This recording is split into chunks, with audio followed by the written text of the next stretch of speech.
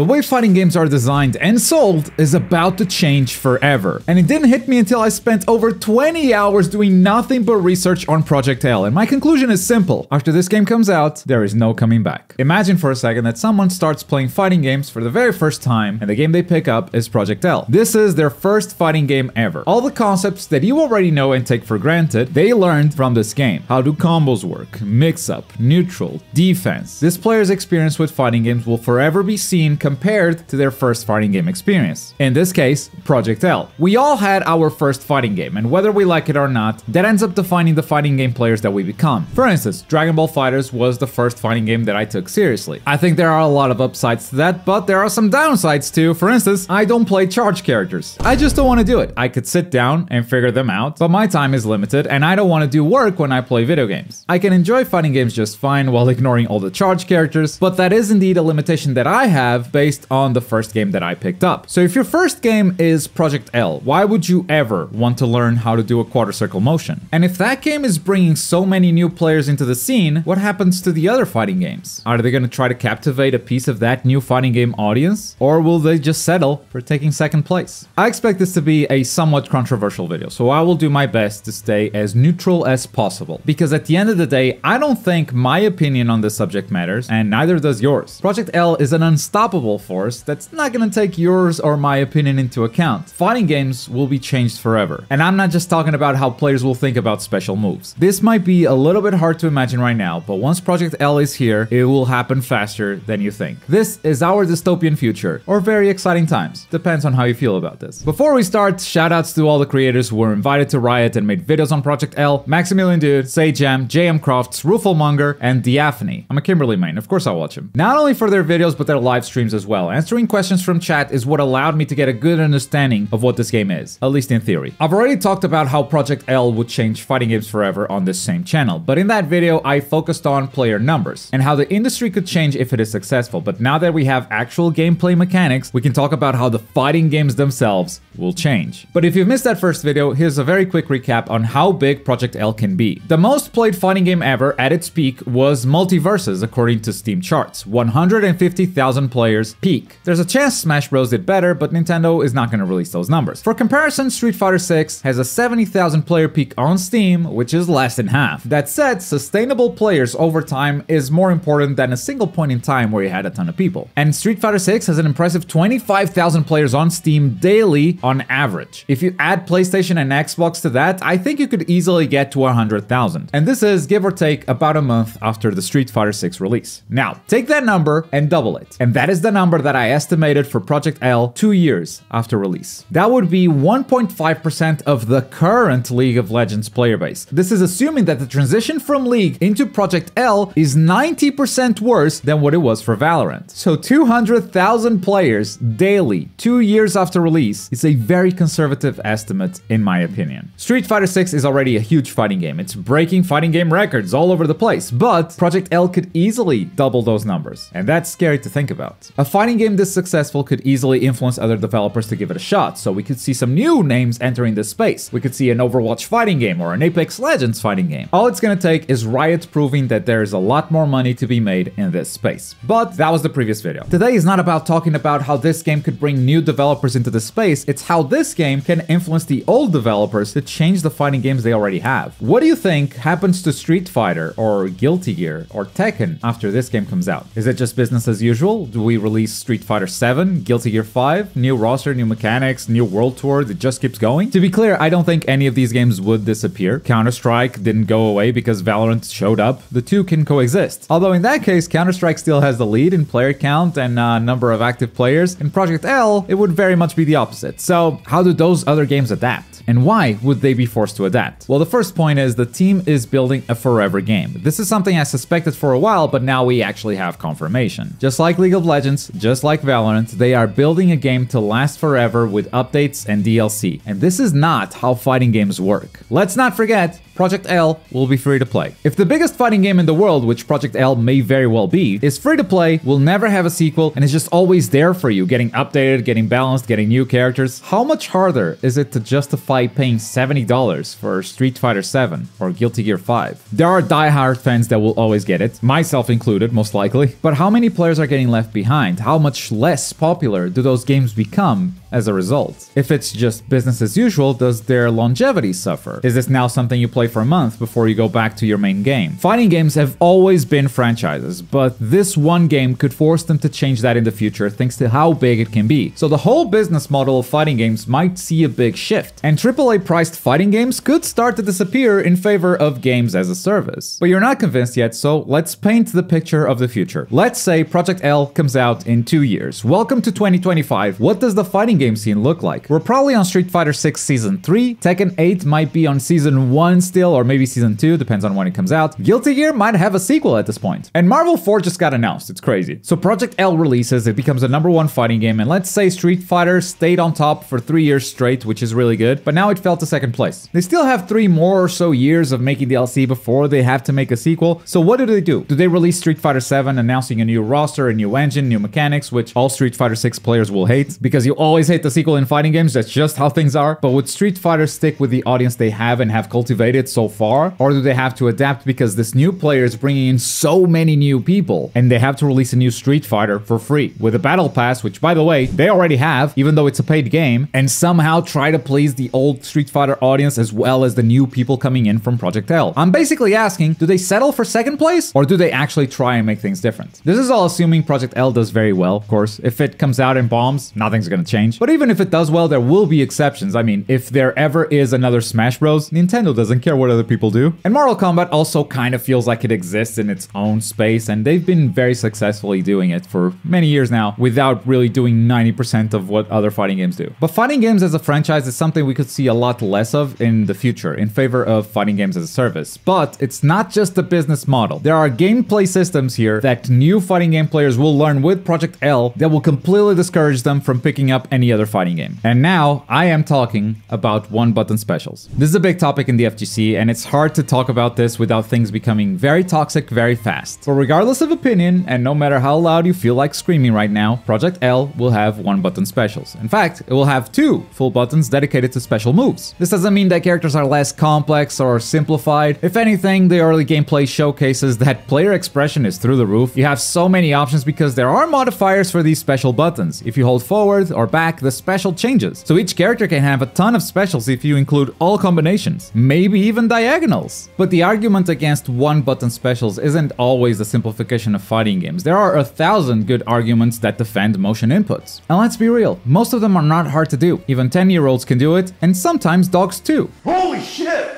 Being for or against one-button specials really depends on what you're looking to get out of a fighting game. For instance, Rene, my editor, finds satisfaction when he perfectly executes that TP motion on reaction, anti-airing my Kimberly teleport. So for him, motion inputs are an important part of the gratification that he gets from fighting games. I, in turn, find it funny when he misses that input, so motion inputs are also important to me, just in a different way. But here's the thing, if someone learns fighting games without motion inputs, it's not a matter of how easy or how hard it is. It's why would they even bother? Why would a Project L player bother playing a fighting game with less than half of the player base when that game is still gonna ask them to develop the muscle memory and rewire their brain to think with motion inputs? It happens all the time in the fighting game space. Why do you think the NetherRealm games kinda have their own separate community? There's not a lot of transition there because NetherRealm does things very differently. If you're not a NetherRealm player, ask yourself, why don't you like those games? Is it because the Gatling system isn't exactly the same? There's no light, medium, heavy, you gotta memorize combos? Is it because it has a block button? There's something different there that you would have to relearn, that you would have to rewire your brain to be good at. And some people are willing to go through that process, but the vast majority just likes playing fighting games the way they know how to. And the vast majority is gonna learn how to play fighting games with single button inputs. And the thing is, I think developers know this as well. This might be a bit of a conspiracy theory, but do you think Capcom announces the Capcom Cup with a $2 million